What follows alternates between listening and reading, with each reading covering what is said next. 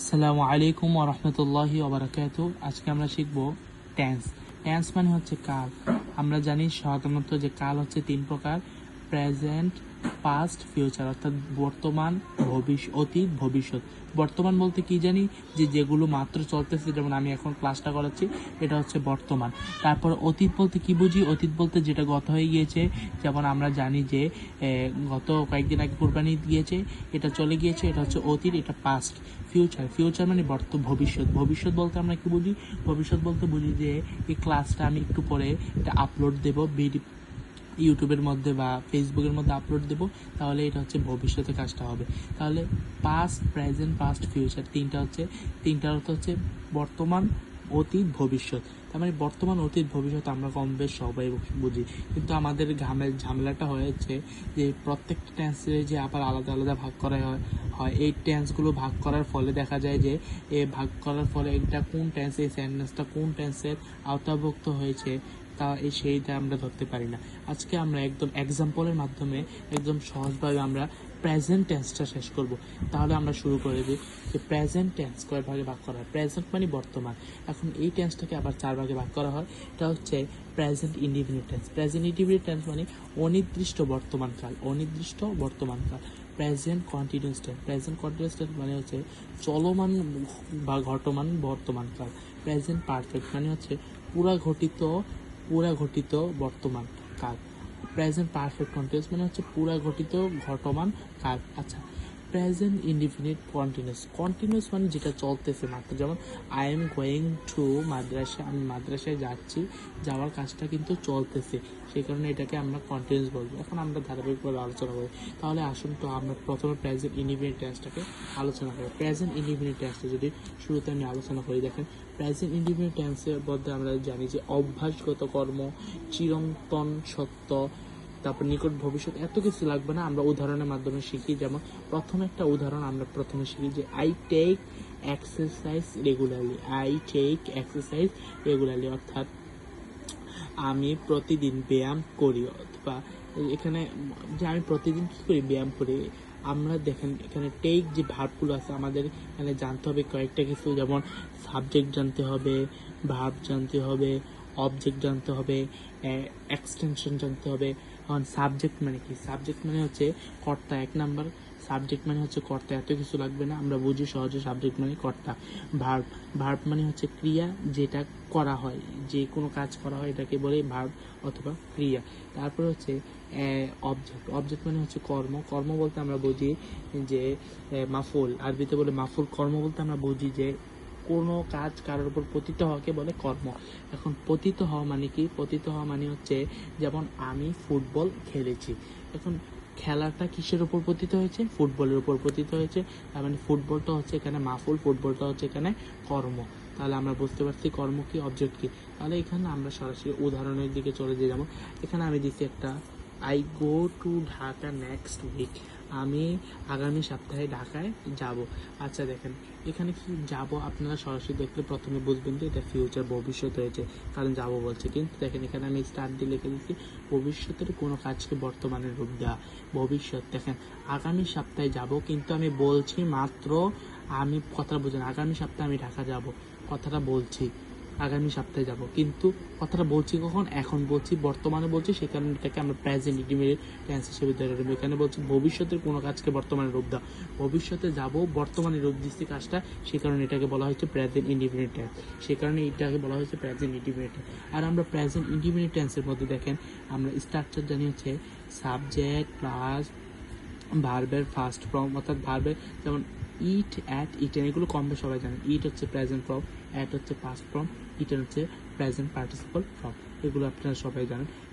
Subject plus ভার্বন plus তারপর হচ্ছে subject plus ভার্বন plus object plus extension, এগুলো হচ্ছে।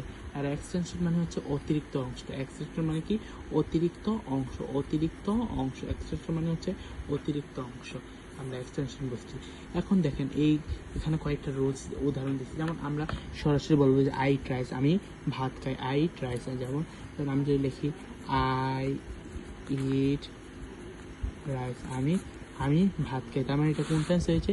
এটা হচ্ছে প্রেজেন্ট ইনডিফিনিট টেন্স হয়েছে, কারণ এখানে যে ইটটা আছে এটা আমরা ইটটা আছে এটা সরাসরি আমরা কি ধরতে পারছি? প্রেজেন্ট ইনডিফিনিট, মানে ভার্ব ওয়ান হয়েছে, সাবজেক্ট আছে, আর রাইস কি? ভাত। ভাত খাওয়াটা কিসের উপর প্রতিনিধিত্ব হয়েছে? ভাতের উপর প্রতিনিধিত্ব হয়েছে। তারপরে আমরা সরাসরি বুঝতে পারছি, ঠিক আছে। তারপরে আসেন, তারপরে এখানে আরেকটা দেখা যাচ্ছে যে উদাহরণ, the sun rises the east and the sun rises east and sets in the West. The sun rises অর্থাৎ সূর্য পূর্ব দিক থেকে ওঠে এবং পশ্চিম থেকে অস্ত যায়। তাহলে এটা হচ্ছে চিরন্তন সত্য। যেমন বরফ গলে পানি হয়, এটা কি চিরন্তন সত্য না? বৈজ্ঞানিক সত্য না? অর্থাৎ ইউনিভার্সাল ট্রুথ। ইউনিভার্সাল ট্রুথ মানে যেটা চিরন্তন সত্য, এটাকে বলা হয় ইউনিভার্সাল ট্রুথ। তাহলে আমরা এখানে বুঝতে পারছি কয়েকটা জিনিস, যে যদি প্রেজেন্ট ইনডিফিনিটের ক্ষেত্রে সাবজেক্টের সাথে ভার্বের ফার্স্ট ফর্ম হয়, তারপর অবজেক্ট, তারপর এক্সটেনশন। অবজেক্ট থাকতেও পারে কোনো একটা বাক্যে, নাও থাকতে পারে, কোনো সমস্যা নাই। তারপরে আসেন প্রেজেন্ট কন্টিনিউয়াস টেন্স। আমরা প্রেজেন্ট কন্টিনিউয়াস টেন্সটা যদি দেখি, যে প্রেজেন্ট কন্টিনিউয়াস টেন্সের এখানে সরাসরি আমি আলোচনা দেখছি না। প্রেজেন্ট কন্টিনিউয়াস টেন্সে একদম শর্টকাট আলোচনা। দেখেন আমি একটা সাদা পেজ নিচ্ছি, দেখেন প্রেজেন্ট কন্টিনিউয়াস টেন্স বলতে আমি এখানে বলছি যে কন্টিনিউয়াস মানে চলমান। যেমন আই অ্যাম, আমি কিন্তু বলছি যে এক্সাম্পল দিয়ে বোঝাবো, আই অ্যাম গোয়িং টু মাদ্রাসা। দেখেন এখানে কি লিখলাম আমি, যে আই এম গোয়িং টু মাদ্রাসা। খেয়াল করেন আমি কি লিখছি? আই এম গোয়িং টু মাদ্রাসা। আইটা কি? আইটা হচ্ছে সাবজেক্ট। এমটা কি? এমটা হচ্ছে অক্সিলারি ভার্ব। কি? Auxiliary verb. এমটা কি? এমটা হচ্ছে অক্সিলারি ভার্ব। গোয়িং যেটা আছে, এই গোয়িংটা কি? গোয়িংটা হচ্ছে ভার্ব। তারপরে হচ্ছে এই মাদ্রাসা যেটা আছে কোথায় যায়? কি বা কাকে দ্বারা। আচ্ছা, অবজেক্টের আরেকটা হচ্ছে যে অবজেক্ট কীভাবে বুঝবেন আপনি? কি বা কাকে দ্বারা প্রশ্ন করলে, কি বা কাকে দ্বারা প্রশ্ন করলে, কি বা কাকে দ্বারা প্রশ্ন করলে যে উত্তর পাওয়া যায়, যে উত্তর পাওয়া যায় তাকে কি বলে? তাকে বলা হয় অবজেক্ট। আচ্ছা দেখেন, আমি ভাত খাই, আমি কি খাই? ভাতকে প্রশ্ন করতেছেন, ভাতকে প্রশ্ন করতেছেন, রাইসকে প্রশ্ন করতেছে যে আমি কি খাই? ভাত খাই। আমি কি খাই? ভাত খাই। আমি কি খাই? ভাত খাই। তার মানে কি? ভাতটা হচ্ছে অবজেক্ট, ভাতটা হচ্ছে অবজেক্ট। কি বা কাকে দ্বারা প্রশ্ন করলে যে উত্তর পাওয়া যায় তাকে বলা হয় অবজেক্ট। তাহলে আমরা বুঝতে পারছি তো। এখন আসেন, তারপরে খেয়াল করেন ভালো করে। এখন আমরা শিখছিলাম present continuous tense. I am going to মাদ্রাসা।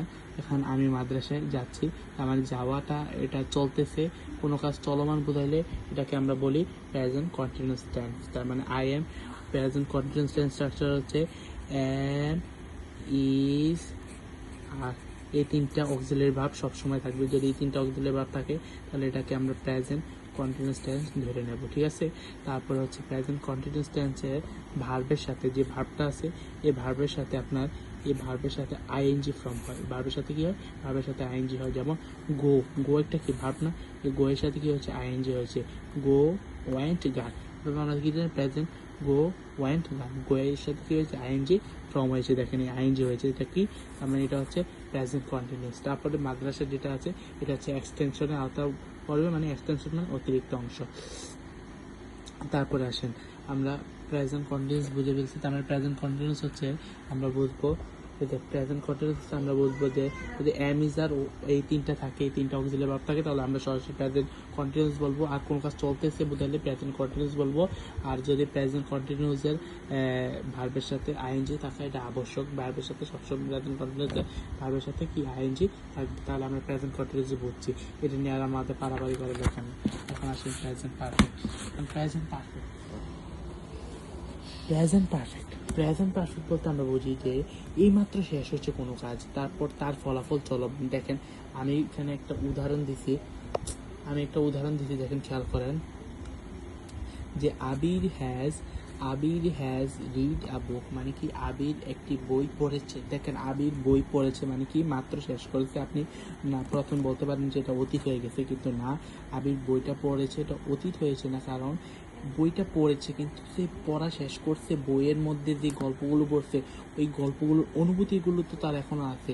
সেই অনুভূতিটাই মূলত এখানে বোঝানো হয়েছে যে বই পড়া শেষ কিন্তু বই পড়ার অনুভূতি আছে। দেখেন আই ইট রাইস, আমি ভাত খাই। এখন যদি বলি যে I I have eaten rice, I have eaten rice, অর্থাৎ কি আমি ভাত খেয়েছি। আচ্ছা দেখেন প্রথমে শব্দগত অর্থগত দিক থেকে মনে হবে যেটা পাস্ট হয়েছে, কিন্তু আসলে দেখেন আমি ভাত খেয়েছি বলেছি, কিন্তু ভাত খানার যে অনুভূতিটা, পেটে কিন্তু ভাতটা রয়েছে, অনুভূতিটা এখনো রয়েছে আমার, সেই কারণে এটাকে আমরা সরাসরি পাস্ট বলবো না, এটাকে বলবো প্রেজেন্ট পারফেক্ট। আর প্রেজেন্ট পারফেক্টের আলামত আমরা বুঝবো হচ্ছে যে হ্যাভ হ্যাজ, হ্যাভ আর হচ্ছে হ্যাজ, এই দুইটা হ্যাভ আর হ্যাজ এই দুইটা অক্সিলারি ভার্ব সবসময় থাকবে। প্রেজেন্ট পারফেক্টের সময় হ্যাভ হ্যাজ এই দুইটা অক্সিলারি ভার্ব সবসময় থাকবে।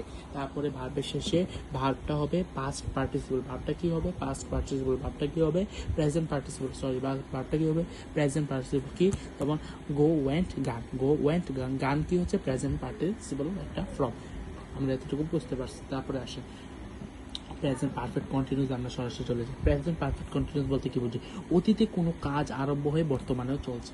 অর্থাৎ আপনি দেখেন আপনি 2 ঘন্টা আগ থেকে আপনি ফুটবল খেলতেছেন, 2 ঘন্টা আগ থেকে আপনি ফুটবল খেলতেছেন, অর্থাৎ খেলাটা শুরু করছেন 2 ঘন্টা আগে আর খেলাটা এখনো চলতেছে। তার মানে কি যে এটা হচ্ছে প্রেজেন্ট পারফেক্ট কন্টিনিউস, অর্থাৎ অতীতে কোনো কাজটা আরম্ভ হয়ে বর্তমানেও চলতেছে এরকম বোঝালে এটা হচ্ছে প্রেজেন্ট পারফেক্ট কন্টিনিউস এটাকে বলে।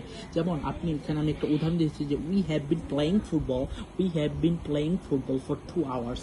আচ্ছা দেখেন অর্থ কি যে আমরা 2 ঘন্টা যাবত ফুটবল খেলেছি, আমরা 2 ঘন্টা যাবত আচ্ছা খেলছি, আমরা 2 ঘন্টা যাবত অর্থাৎ 2 ঘন্টা আগে শুরু করেছি, আমরা এখনো ফুটবলটা খেলতেছি। তাই এখানে বলা হয়েছে যে উই হ্যাভ বিন, আমরা 2 ঘন্টা আগ থেকে ফুটবল খেলতেছি, মানে আমরা 2 ঘন্টা আগে ফুটবল খেলা শুরু করেছি, এখনো খেলতেছি, তাই এটাকে আমরা প্রেজেন্ট পারফেক্ট কন্টিনিউয়াস টেন্স আমরা বলবো।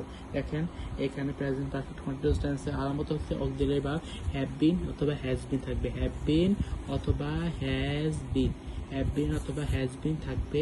আর ভার্বের শেষে সবসময় আইএনজি যোগ হবে অথবা ফর বিফোর এই শব্দগুলো যোগ হতে পারে, কেননা 2 ঘন্টা আগ যাবত, 2 ঘন্টা আগ যাবত, যাবতের যে অর্থটা আছে এই অর্থ তোলার জন্য আমরা এটা ব্যবহার করতে পারি। অথবা আমরা যদি সরাসরি বলি যে we have been playing football, আমরা ফুটবল খেলছি, তাহলে আপনার বাক্যটা সহি হবে, সঠিক হবে আপনার বাক্যটা। তাহলে আজকে আমরা বুঝলাম যে present indefinite tense, present indefinite tense, present continuous. আমি এখানে সরাসরি সারাংশগুলো বলে ফেলি। Present indefinite tense, present indefinite tense মানে কি, প্রেজেন্ট ইনডিফিনিট টেন্স মানে হচ্ছে যেটা বর্তমানে, অর্থাৎ প্রেজেন্ট ইনডিফিনিট টেন্স মানে আমরা যা পড়লাম যে প্রেজেন্ট ইনডিফিনিট টেন্স মানে অভ্যাসগত কর্ম, চিরন্তন সত্য, নিকটবর্তী, এগুলো হচ্ছে 1 নম্বর কথা। সেই অক্সিলারি ভাব, যেই ভাবটি এখানে কোনো অক্সিলারি ভাব থাকবে না, সরাসরি ভাব চলে আসবে, ওটাকে আমরা বলবো প্রেজেন্ট ইনডিফিনিট টেন্স। তারপরে 2 নম্বর কথা হচ্ছে প্রেজেন্ট কন্টিনিউয়াস টেন্সে আমরা অক্সিলারি ভাব অ্যামিজার রাখবো, এই দুইটা থাকবে। তারপর ভার্বের শেষে আইএনজি যোগ হবে। তারপর হচ্ছে যেমন আমরা উদাহরণ দিয়েছি আই এম গোয়িং টু মাদ্রাসা, অর্থাৎ আমি মাদ্রাসায় যাচ্ছি, যেটা কাজ চলতে সেটা প্রেজেন্ট কন্টিনিউয়াস বলবো। আর প্রেজেন্ট পারফেক্ট হচ্ছে have been, has been, have has, দুইটা অক্সিলারি ভার্ব থাকবে। যেমন এটা কাজটা মনে করেন যে আপনার কাজটা শেষ হয়েছে মাত্র, অতীত দেখতে বাক্যটা অর্থগত দিক থেকে অতীত মনে হলেও এটা আসলে আপনার প্রেজেন্ট পারফেক্ট টেন্স, অর্থাৎ কারণ যেমন আমি উদাহরণ দিয়েছিলাম যে আবির বই পড়েছে, অর্থাৎ আবির বই পড়েছে কিন্তু বই পড়ার যে অনুভূতিটা আছে এটা এখনো তার ভিতরে আছে। আমি ভাত খেয়েছি, অর্থাৎ আমার ভাত খাওয়া শেষ হয়েছে, কিন্তু আমার ভাত খাওয়ার যে পরে পেটটা যে পড়ে আছে এটা এখন অনুভূতিটা রয়েছে, সেখানে একটা প্রেজেন্ট পারফেক্ট টেন্স। আর প্রেজেন্ট পারফেক্ট টেন্সে অক্সিলারি ভার্বের বিষয়ে আমরা জানি যে হ্যাভ আর হ্যাজ এই দুইটা অক্সিলারি ভার্ব বসে, আর ভার্বটা হয় প্রেজেন্ট পার্টিসিপল ফর্ম। যেমন গো ওয়েন্ট গান, গো হচ্ছে প্রেজেন্ট ফর্ম, গান ওয়েন্ট হচ্ছে পাস্ট ফর্ম, গান হচ্ছে প্রেজেন্ট পার্টিসিপল ফর্ম, তারা আমরা বুঝতে পারছি। তারপর হচ্ছে present perfect continuous tense, present perfect continuous tense হচ্ছে যেটা অনেকক্ষণ আগ থেকে আরম্ভ হয়ে, অতীতে আরম্ভ হয়ে বর্তমানে চলছে এরকম বোঝাবে। যেমন এখানে আমরা বলেছিলাম যে we have been playing football for 2 hours, আমরা 2 ঘন্টা যাবত ধরে ফুটবল খেলছি, অর্থাৎ 2 ঘন্টা আগে ফুটবল খেলা শুরু করছি, এখনো খেলতেছি, এটাই হচ্ছে প্রেজেন্ট পারফেক্ট কন্টিনিউয়াস টেন্স। তাহলে আমরা আজকের ক্লাসের মধ্যে বুঝতে পারলাম যে প্রেজেন্ট টেন্সগুলো কী কী, প্রেজেন্ট টেন্সে কীভাবে আমরা চিনবো, এগুলো আজকে বুঝতে পারলাম। তাহলে এগুলো যদি আমরা ভালো করে পড়ি তাহলে আমরা এই প্রেজেন্ট টেন্স নিয়ে যে দুর্বলতাগুলো আছে এগুলো আমরা ভালো করে বুঝতে পারবো। আর যদি কোনো সমস্যার কমেন্টে ইনশাল্লাহ আপনারা জানিয়ে দিতে পারেন আমাদেরকে। আর এটার পিডিএফটা আমি আপনাদেরকে দিয়ে দেবো ইনশাআল্লাহ। আসসালামু আলাইকুম ওয়া রাহমাতুল্লাহি ওয়া বারাকাতুহু।